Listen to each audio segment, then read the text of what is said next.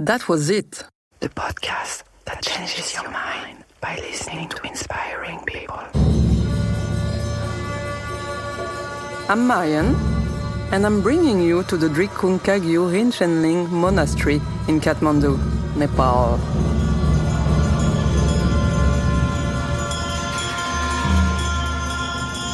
From October to December 2024, over 1,500 monks, nuns, and practitioners from all over the world gathered for something extraordinary.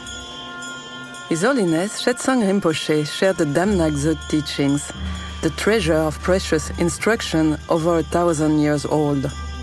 But this is not just about ancient wisdom. This is about modern transformation. Today, I'm delighted to introduce you to Drupon Yeshe, the Malaysian lawyer once known for being quite aggressive, who transformed his life and became a peaceful Buddhist monk at 53. Let's discover his "that was it" moment. Okay, so hello. So now we are in Dehradun and we attend to the teaching of His Holiness Chetsang Rinpoche about tantric teaching. And before you also were in Kathmandu for the Dam Ngak Dzo teaching. Yes. Can you tell me who you are? I'm Drupon Yeshe from Malaysia, but I've been stationed in New Zealand, the Milarpa Retreat Center set up by our Holiness Drikung Kagyu Rinchenling Rinpoche. So, when did you become a monk? I think I became a monk at the age of 53. I think it's 2005. I can only remember roughly like that, after my retirement as a lawyer. I was a lawyer for 25 years, practicing law in Malaysia, Kuala Lumpur.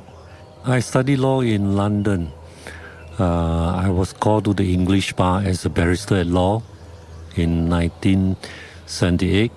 After that, I called to the English bar, and then I went back to Malaysia and practiced law for 25 years before I retired and become a monk. And why did you decide to become a monk? Like suddenly it came, or it's a long process? Well, I think maybe what I feel is that in my legal profession I've seen a lot of things, and I find that Buddhism is very precious. Then I find that the rest of my life I should have full times learn more about Buddhism and practice Buddhism.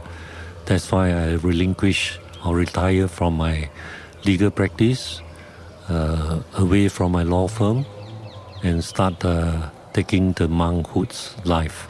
And one day you decided to do a retreat, long retreat, like 3 years retreat. How it happened? So when I was ordained as a monk under my one great master, Zen master, he was almost 99 years old. I've been following him since I called to the English bar in Malaysia. So when the time come, I just feel that, I want to ordain as a monk, and he approved that and he gave me ordination. And from there, I was attached to this one big temple, Tan Siang Temple, where they have a university in southern Thailand called the International Buddhist University. I served there for 2.5 years, taking charge of student affairs. Then during that time, Holiness just talked to me that you should come for retreat. So that's why I went to India or Almora to have the 3-year traditional Drikung Kagyu retreat. And who was your Drupon for this retreat? Or your master of retreat? I have many masters during the retreat. I have this Lama Champa as my retreat master, Sonang Kongka Rinpoche, and some others. But the most different one is the Nupa Rinpoche, where Holiness sent me to his place to learn up.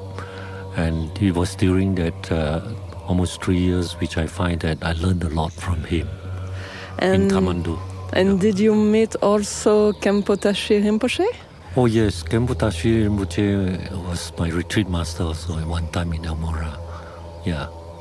So, and since then, have you seen him? Yes, I've seen him in Rinchenling recently in the Dam Ngak Dzo puja. He was sitting in front of me.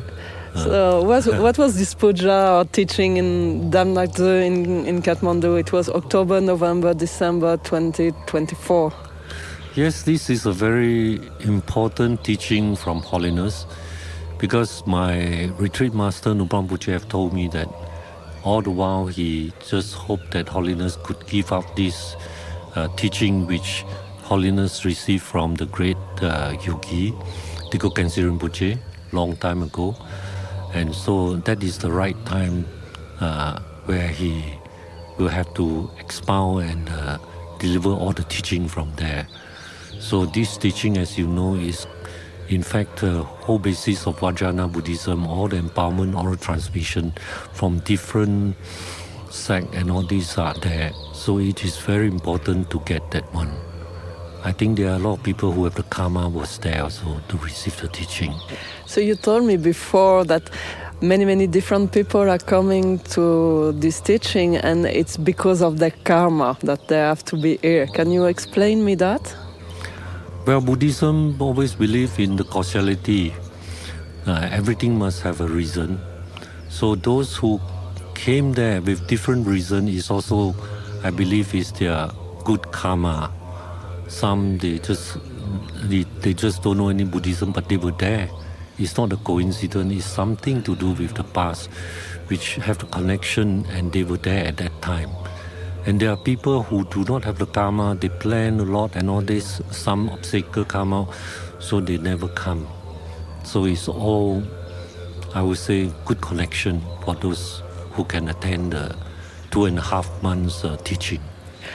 Few months later, after this 2 months teaching, you are back in India for another teaching, like tantric teaching, given by His Holiness. Why did you choose to come this second time? This is also some coincidence, some karmic connection, because at first I won't be able to come. I have some retreat programs which I promised others to do. And it so happened that various factors arrived, and I'm able to finish the retreat program for them and have the chance very smoothly come here to attend the Holiness teaching. My main aim of coming to attend his teaching is because Holiness will be going into 3-year retreat, traditional retreats in Bhutan in coming July. So it will be good if I have a chance, then I still receive further teaching from him. Because everything is impermanent, you won't know when he will give teaching again. That's why I come for this teaching. Right now we are in His Holiness place near his house. Can you describe what you see around us? What I see around I'm staying in this Songsang Kampo library, which was built long time ago and is very successful. They have done a lot of great work here, publishing a lot of the Drikung Kagyu teaching and some other Buddhist teaching. And the place is serene, peaceful. I think whoever comes here will feel nice and relaxed, and they will feel a very good kind of energy force around, which make them like to stay for a while and be happy. So one last question, what would you say to people who are listening to us? What advice or what would you like to share with them?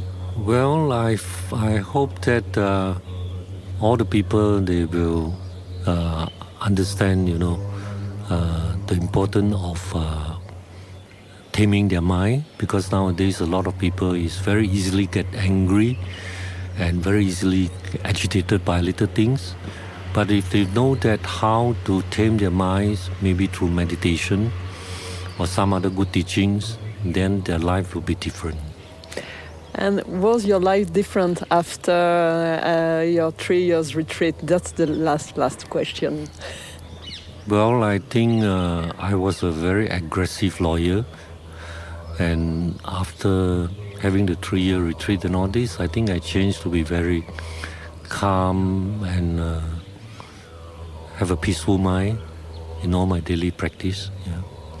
And I can say, because I see you, that you are also a very smiley person now, and it's very good to meet you every day for breakfast or dinner, because you are smiling and you look so happy. So it must work, this retreat and all this teaching and the practice you are doing.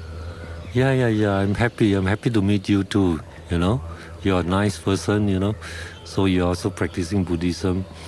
Then the interactions make us feel the importance of loving kindness and compassion in this world. Everybody should learn how to be more caring to each other. Then this world will be a better place to live. Thank you very much and have a very good day. Thank you. That was That was it podcast.